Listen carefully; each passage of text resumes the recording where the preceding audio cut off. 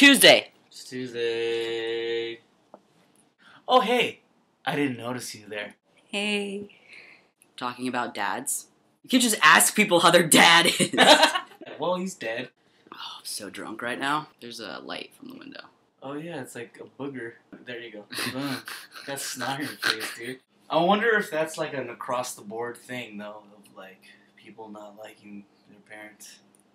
But I feel like since he's dead, it's like it's always been of like a mystery and like, oh, my dad must have been this awesome person, and I've never known any different. So it's like I have a love for a person I don't know that's incredible, you know, that I'm like, oh, yeah, this person has done no wrong, you know? But I don't know. My dad could have been an asshole. You never know. Yeah, I used to think that about my dad, too. My dad boned out when I was 6, and I realize now that's because he's an asshole. But him not being there just gave, like, all this room for me to, like... Imagine what he's like. Yeah, and, like, lie about it in school and be like, oh, my dad's, like, a firefighter in San Francisco, so he can't be around me, but he loves me very much. I mean, he probably loves me, but actually, he doesn't know me. He doesn't know that I'm trans. And he never will. Unless he's watching this video right now, in which case... Oh, yeah, my dad, you know, I hate him. Jeez, you shouldn't have been so drunk making this video. Can't just ask people about their dads. Oh, it's about being a dad, too? Yeah. That scares me. I think that the thing with me of how I feel about that whole situation and that topic, of like, I've thought about it a lot because of my childhood, and I kind of grew up in a really messed up situation. And coming from that, there's two views of like, oh, I don't ever want to have a child because I'm scared that the way that I grew up, I feel like maybe I'll behave in that manner too. Because I grew up in a household where all we did was yell and abuse each other, and then I'm scared that, you know, if I have a kid, that I'm going to act that way just so, like, you know, like things are going to happen, I'm going to be patient, but then I'm going to get back to how I usually deal with things. Yeah, I'm going to get, like, triggered, yeah. But then I've seen people that have grown up almost the same way as I have, and they're very patient people with their children because they don't ever want a child to, like, go through the same stuff that we went through. And I'm hoping that that's the kind of person I am. There's plenty of time for us to figure that out. I think we're lucky that we don't have kids. Yeah, plus I think I'm growing as a human being. Exactly. So and it's like, I feel like a lot of people don't get that chance, that, like, think about how I behave with everybody, you know, and so I'm not too afraid of that now. But before it was like, I just thought, you know, I don't ever want to have a kid because what's the point, you know, like. Right. This is a weird topic. I always thought that I would have kids. Like, I always thought that I would get pregnant and have kids. And like when I was a kid, like I wanted to be a mommy. I had my dolls and stuff like that. And then I was like, oh, we'll do like the artificial insemination and stuff. And like once I realized that I was a drug addict, that kind of changed things. Yeah, it changed things for me too. Yeah, because it's not for sure, but like, you know, studies are tending to show that it's genetic. I don't know.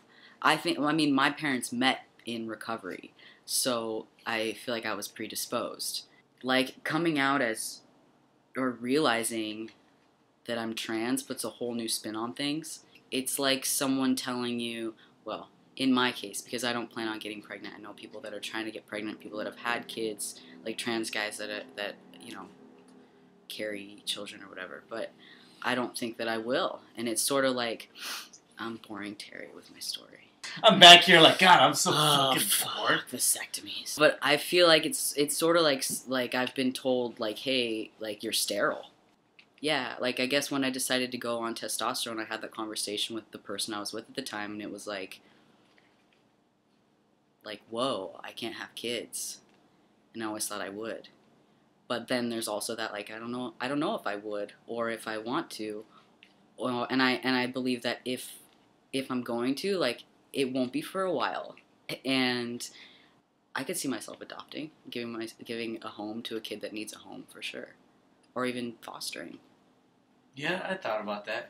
I mean, I was adopted, but I was adopted by my aunt and uncle. But it would be cool to, like, you know, they took me out of a really crazy situation. Right, and you never know what kind of crazy situation the next guy's going to get into, or someone that Right. we know, because we have a lot of people around us, and somebody could get sick, or somebody could get sick.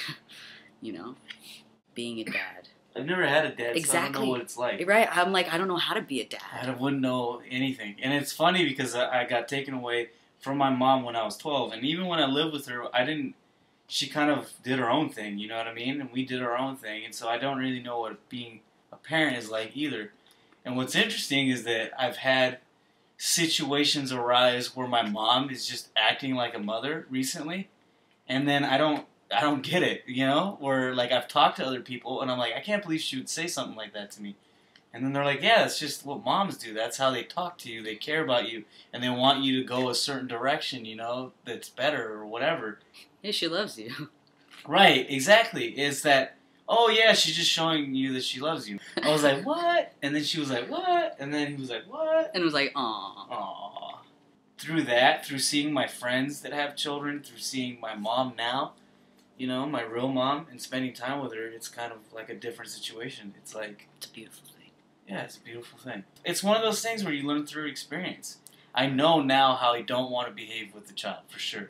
Right, And I'm also, learning how to be loving and caring and patient. Right, with and the we kid. turned out okay. Right, yeah. So far. I know, I'm like, what? You know, we grew up, like, on the streets or whatever. Yeah. And, like, I don't know, I kind of pride myself on the fact that I, like, taught myself how to be a man. I didn't have someone around to really help me out. And I'm still learning, obviously. And, like, you know, friends and situations and, like, experiences can, like, teach you how to be a good person. Or, you know, which leads to you being a good father if you choose to be a father. Yeah, that's one of the things with not having a father, and then all of a sudden, you know, having 16 and 17-year-olds teach you how to be a man, you know, when I was, like, in junior high. Right. And then I had this obscure idea of being a violent person, and it was like, that's how to be a man, you know? Right, like, don't be a pussy. Yeah, like, don't be a pussy was like, yeah. And so I had all these other teenagers be like, oh, this is how you're a man, you know? And now I kind of just get to be my own self, you know, and stop worrying about what other people think about me. And it's kind of refreshing, you know?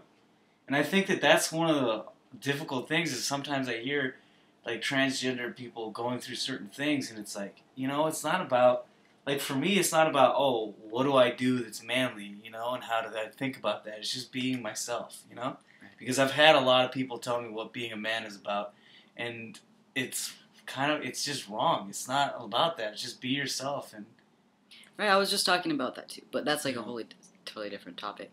Yeah. But I mean, a lot of people will tell you, and I've had plenty of people tell me, this is what you need to do to be a man. This is what men do. This is how men walk. This is how men talk. This is how they hold people, and this is how, you know. Right, which I think that's kind of like a father thing. Like, oh, you know, I'll teach you, blah, blah, blah. Right, or a father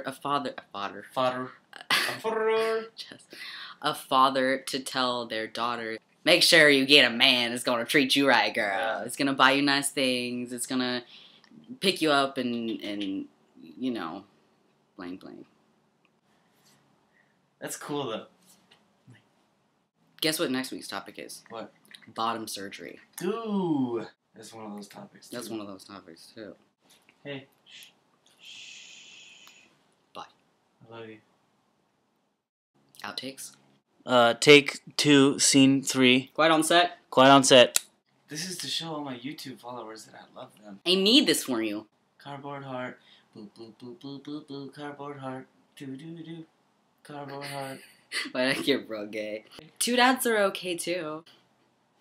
Yeah, my almost turned out fine. She has 2 dads. Yup. Fuck dads! You can't say that on the TV. Every bit of land we have is covered. Every bit of land we have is covered. We hadn't an inch to walk on. All the cattle had to be taken off. Hi, Jess. I'm almost pissed. Mama's not having it. We're just hanging out. We're just you know? chilling. We're just. Do you even lift, bro? Do you even lift, bro? It'd be weird if someone walked in and I'm just kind of massaging you a little bit. Oh, what are you guys doing? Oh, I didn't. Nah, I was just karate chopping the motherfucker, you know? Just ever so gently. Balls, man. It's been real. Bye. Until next week. Bye.